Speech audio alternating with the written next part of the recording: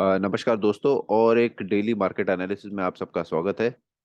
सबसे पहले तो चलिए चेक करते हैं कि कल डाउ जोन्स में क्या हुआ था। हमने कल स्पेसिफिकली चेक किया था कि ये ट्रेंड लाइन था, और ट्रेंड लाइन के यहाँ से हमने खास करके चेक किया कि मार्केट हमको कल के दिन में भी, कल यानी परसों के दिन में एक्चुअली, बट देखिए यहाँ पे सबसे पहले तो आपको ये जो ट्रेंड लाइन थी, राइट, तो एक ट्रेंड लाइन पे आपको एक ब्रेकआउट मिला, ये फॉल्स ब्रेकआउट था, और वहां से आपको रेजिस्टेंस मिला। 2 दिन उसने वो वहां पे सपोर्ट लिया डोजी लेके, फिर बाद में रिवर्सल दे दिया। ट्रेंड लाइन चीज उसके नीचे था, यहाँ पे एक फाइनल रेजिस्टेंस दे दिया 50% के लेवल पे, और वहां से फिर मार्केट नीचे गिरना शुरू हो गया है।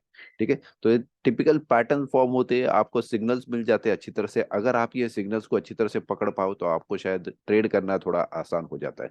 तो बहुत इंपॉर्टेंट है कि आप पैटर्न्स कैसे फॉर्म होते हैं उनको सीखे, ना कि सिर्फ कैंडल स्टिक्स पैटर्न कैसे फॉर्म हो रहे हैं वही नहीं, एक पैटर्न्स चेक कीजिए। पैटर्न्स अगर आप चेक करते हो तो आपको ट्रेडिंग करना थोड़ा आसान हो जाता है। और देखिए यहाँ से 50% के लेवल से 2 दिन लगातार मार्केट नीचे गिर रहा है, एक डाउन साइड में आ गया। और अगर आप MACD RSI भी चेक करते हो तो उन्होंने क्रॉस ओवर, ऑलमोस्ट एक क्रॉस ओवर दे दिया। तो यस, यहाँ पे हमको एक डाउन साइड में उसके हिसाब से देखने को मिल सकता है, बट ये डाउन साइड डायरेक्टली नीचे नहीं जाएगा, ये 1-2 दिन शायद और नीचे जाएगा, और उसके बाद में फिर से आपको एक रिवर्सल देगा, फिर नीचे जाएगा। तो ये बहुत इंपॉर्टेंट है, प्लीज याद रखिए मार्केट्स किस तरह से बिहेव करते हैं। अगर आप ये पैटर्न्स को समझना शुरू हो जाओगे तो फिर शायद आपको मार्केट में काम करना थोड़ा आसान हो सकता है। इम्पोर्टेंट चीज़ है, ट्रेड कैसे करना है ये सीख लीजिए, ट्रेंड्स कैसे बनता है ये सीख लीजिए, ताकि एटलीस्ट आपको मार्केट में जो काम करना है वो थोड़ा आसान हो सकता है। ठीक है। तो चलिए अब बाकियों के ऊपर थोड़ा ध्यान देते हैं, खास करके Nifty bank Nifty. Nifty bank Nifty में हमको खास करके कुछ पैटर्न्स चेक करने को मिली है। ये टॉप के पोजीशन पे उसके हिसाब से बने हुए हैं, जो क्रिटिकल है हमको समझने हैं कि भाई ये पैटर्न्स अगर बने हैं तो कैसे बने हैं, और इसमें इंपॉर्टेंट चीज़ें क्या है ये समझने के लिए। ठीक है, तो सबसे पहले तो हम बैंक निफ्टी को चेक कर लेते हैं, क्योंकि बैंक निफ्टी में क्लैरिटी आ गई है वो पैटर्न्स में। हमको पता चल रहा है कि एग्जैक्टली ये पैटर्न्स कैसे फॉर्म हो रहा है। देखिए सबसे पहले तो आपको ये टॉप पे पता चलेगा कि इसने एक डोजी बनाई है, राइट। परसों के दिन जो थी वो उसने डोजी बनाई थी, और डोजी बनाने के बाद में उसने वहां पे टॉप पे एक बुलिश एनगल्फिंग बनाया। ठीक है, देखिए बुलिश एनगल्फिंग ऐसा एक पैटर्न है कि अगर वो बॉटम पे फॉर्म हो तो हमको कुछ काम का हो सकता है, या फिर हम उसका एक इंडिकेशन करके ले सकते हैं कि मार्केट में यहाँ पे एक बुलिशनेस देखने को मिल सकती है। बट अगर वही वही बुलिश एनगल्फिंग आपको अगर टॉप पे दिखाई दे तो ये जनरली एक रिवर्सल का पैटर्न होता है। चलो इसको थोड़ा एक बैक टेस्ट करते हैं, चेक करते हैं कि हम जो बात बोल रहे हैं वो सही है क्या नहीं। ठीक है, तो अगर हम यहाँ पे यही पैटर्न चेक करें तो इसने क्या बनाया था, मार्केट में एक अपसाइड पे मूवमेंट दिया था उसके हिसाब से, राइट। देखिए यहाँ पे भी एक डोजी बनाती हुए आपको दिखाई दे। डोजी बनाने के बाद उसने क्या किया, एक बुलिश एनगल्फिंग बनाया, और बुलिश एनगल्फिंग बनाने के बाद में क्या, 1 2 3 4 5 6 दिन मार्केट लगातार नीचे की डायरेक्शन में आता रहा। ठीक है, तो याद रखिए ये इंडिकेशंस क्या बनते हैं, कैसे बनते हैं। अगर आप इनको समझ लो तो ट्रेड करना आसान हो जाएगा। ठीक है, तो जैसे मैंने बताया, एक डोजी बना, बुलिश एनगल्फिंग बना, बुलिश एनगल्फिंग नीचे नहीं बना, ये टॉप पे बना, और उसके बाद में फिर मार्केट लगातार कुछ दिनों के लिए आपको डाउन साइड पे देखने को मिला है। दूसरी और एक चीज अगर आप चेक करोगे तो यस, हमारा जो टोटल रेंज बना है 0 to 100 का, 100 के बाद में ये 23.6 के लेवल से ही आपको एक रिजेक्शन मिल रहा है। तो कुछ पैटर्न से टिपिकली बनते हैं, उसी तरह से बनते हैं। जो रेगुलर फॉर्मेट होते हैं कैंडल स्टिक पैटर्न के, चार्ट पैटर्न्स के बनने के लिए, जो बेहद ज़रूरी है, आपको अगर वो समझने आ गए तो फिर काम करना थोड़ा आसान हो सकता है। ठीक है, तो ये था बैंक निफ्टी के बारे में। निफ्टी में अगर आप चेक करें तो ये जो कैंडल फॉर्मेशन हुआ था 17 अप्रैल को, राइट, ये एग्जैक्टली 50% के लेवल से हुआ था। आपको एक बुलिश बियरिश एनगल्फिंग यहाँ पे चेक करने को मिला था, और ये बियरिश एनगल्फिंग के बाद में मार्केट 3-4 दिन नीचे भी गया। एक ट्रेंड लाइन को उसने सपोर्ट लिया था, ओवरऑल ट्रेंड लाइन को सपोर्ट लेके ऊपर की तरफ आ रहा था। ठीक है, बट अगर आप उसके बाद में फिर से चेक कर सकते हो तो एक टिपिकल पैटर्न फॉर्म हुआ है यहाँ पे भी। यहाँ पे भी उसने एक टॉप पे डोजी बनाया था, परसों के दिन में एक डोजी बनाया था ओवरऑल 25 अप्रैल को। और अगर कल के दिन में आप चेक करते हो तो यस, ये एक बियरिश एंगल बुलिश एनगल्फिंग जैसे पैटर्न बना है। अभी एग्जैक्टली इसको बुलिश एनगल्फिंग नहीं बोल सकते, क्योंकि उसका जो ओपन हुआ था वो ये कैंडल के ओपन क्लोज के नीचे नहीं हुआ था, तो टेक्निकली ये बुलिश एनगल्फिंग नहीं है उसके हिसाब से। बट ये सिमिलर काइंड ऑफ पैटर्न आपको देखने को मिला है यहाँ पे भी अगर हम चेक करते हैं तो देखिए निफ्टी में देख लीजिए, ये आपको डोजी मिला यहाँ पे, उसके बाद में एक बुलिश एनगल्फिंग मिला, और उसके बाद में मार्केट 1 2 3 4 5 6 दिन लगातार नीचे की तरफ आते हुए दिखाई दे रहा है। ठीक है, तो ये टिपिकल पैटर्न से जो फॉर्म होते हैं, देखिए यहाँ पे एक डोजी बना था बॉटम में, उसके बाद में एक बियरिश एनगल्फिंग बना था बॉटम में, राइट। टॉप पे बुलिश एनगल्फिंग, मार्केट नीचे आया, बॉटम में बियरिश एनगल्फिंग, और बाद में उसके बाद में पैटर्न स्ट्रेट वे आगे की तरफ गया। तो ये इंपॉर्टेंट पैटर्न से ये अगर इसका एक्शन यहाँ पे हुआ तो शायद ये रिएक्शन हमको उसकी तरफ से यहाँ पे दे सकता है। ठीक है, तो जरूरी पैटर्न से चार्ट से आपको चेक करना है तो आप उसके हिसाब से चेक कर सकते हो, और ये एग्जैक्टली 50% के लेवल से हमको रिजेक्शन दे रहे। तो यस, अगर ये मार्केट यहाँ से नीचे आता है तो कुछ दिनों के लिए आपको नीचे की तरफ गिरावट देखने को मिल सकती है। जरूरी है चेक करना, पैटर्न्स को अडॉप्ट करना और उसके हिसाब से काम करना। अ, तो ये भी उसके हिसाब से जरूरी है और समझना भी जरूरी है। नेक्स्ट आ जाते हैं रिलायंस पे। रिलायंस पे हमको कुछ दिनों पहले एक अप्रोक्सीमेटली 17 अप्रैल को रिजेक्शन मिला था टॉप की लेवल से, और वहां से मार्केट नीचे की तरफ आ रहा था। तो 2 दिन लगातार नीचे आया था, फिर बाद में उसने कुछ कैंडलस्टिक फॉर्मेशन बनाए जहाँ पे उसने एक अपसाइड का मूवमेंट देना शुरू कर दिया। बट यस, अगर आप ओवरऑल चेक करते हो, राइट, तो फिर से हमको जो रिजेक्शन मिला है 50% के लेवल से मिला है, और कल भी हमको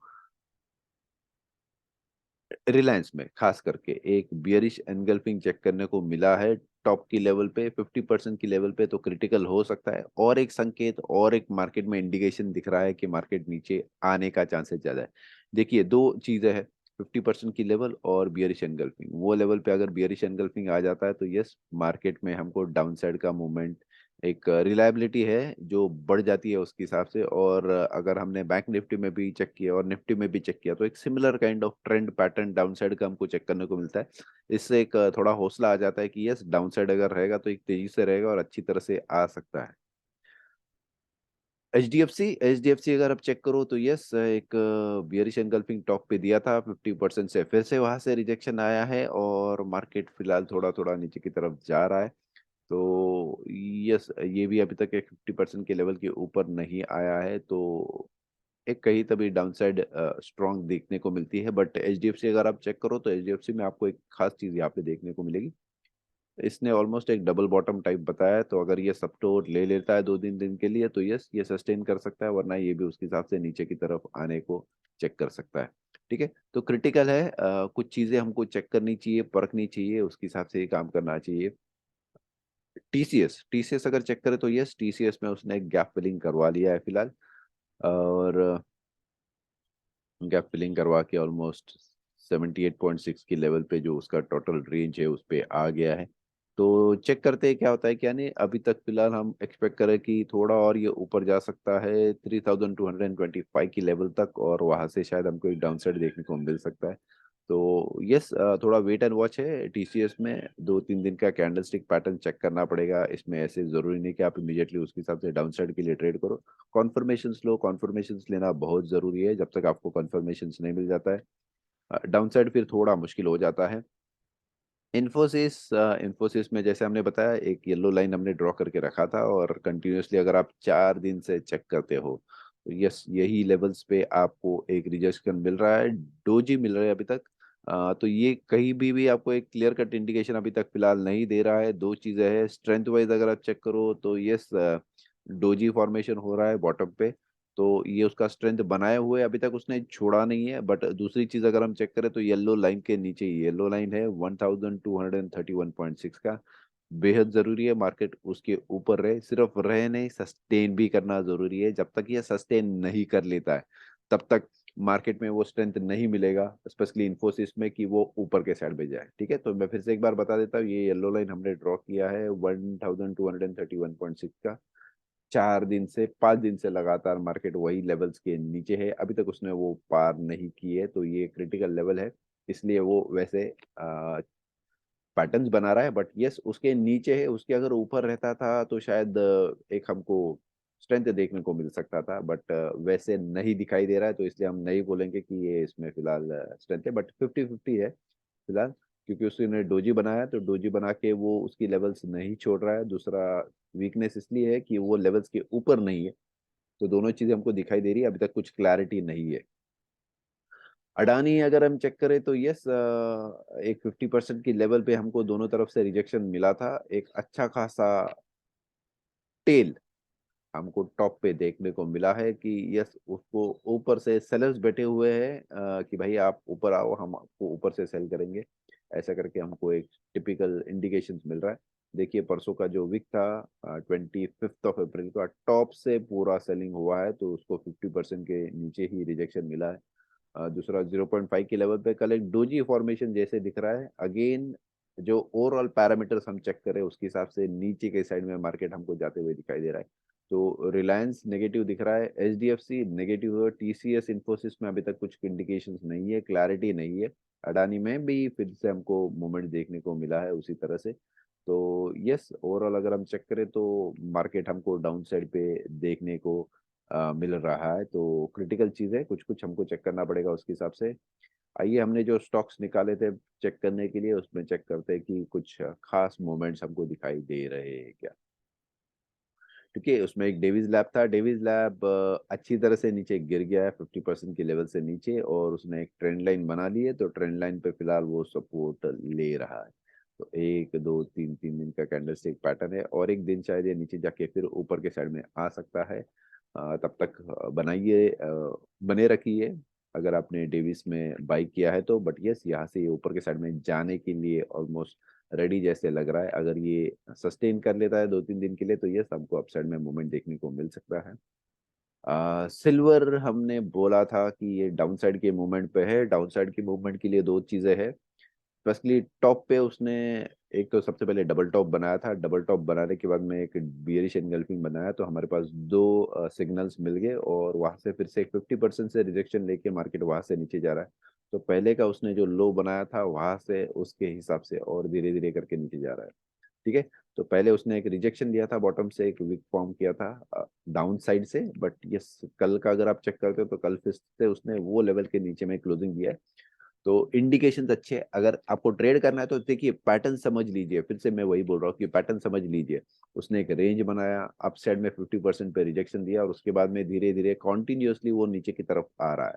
ठीक है, तो ये पैटर्न समझना बेहद जरूरी है। अगर आप ये पैटर्न समझना शुरू कर देते हो तो आपको ट्रेड करना उसके हिसाब से आसान हो जाएगा। और डब्ल्यू खान हमेशा वही बोलते थे कि ये साइकिल्स के हिसाब से काम करता है। साइकिल्स के हिसाब से अगर आप चेक करते हो तो ट्रेड करना आपको शायद थोड़ा आसान हो सकता है।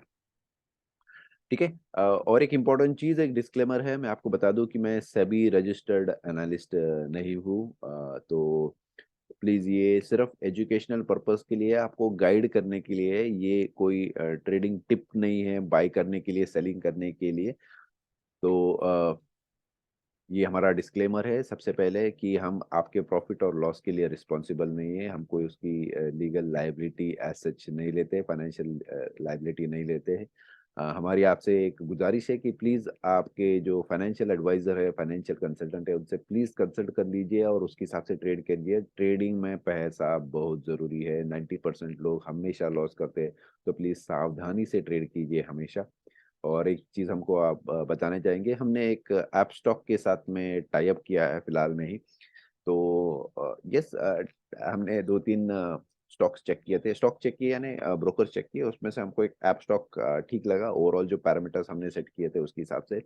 और एक इम्पोर्टेंट चीज है ऐप स्टॉक के बारे में कि ये टाटा फंडेड है। तो एक हम बोल सकते हैं ना, हिंदुस्तानी रहने का हमको एक गर्व जो होता है, उसमें हमको ऐप स्टॉक्स का भी डिटेल्स चेक करने को मिल सकता है। तो यस, इसका लिंक हम नीचे डिस्क्रिप्टिव में शेयर करेंगे, और आपको वो लिंक के थ्रू अगर अकाउंट ओपन करना है तो आप अकाउंट ओपन कर सकते हो। जल्दी हम आपके ट्रेडिंग के बारे में एक ख्याल रखेंगे, और उसमें कुछ आपको डिटेल्स भी शेयर करते जाएंगे धीरे धीरे करके टेलीग्राम में, या फिर एक अलग से ग्रुप बना के उसके हिसाब से। बट यस, ये इंपॉर्टेंट रहेगा क्योंकि क्रिटिकल है कि हम लोगों को सपोर्ट भी करें उसके हिसाब से ट्रेडिंग में।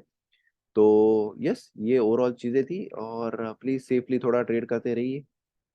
ठीक है, तो चलो फिर से एक बार मिलेंगे मार्केट में। मार्केट होपफुली नेगेटिव साइड पे है, तो ओवरऑल ऐसे लग रहा है। बट यस, जो डिटेल्स है वो सिर्फ एजुकेशनल पर्पस के लिए।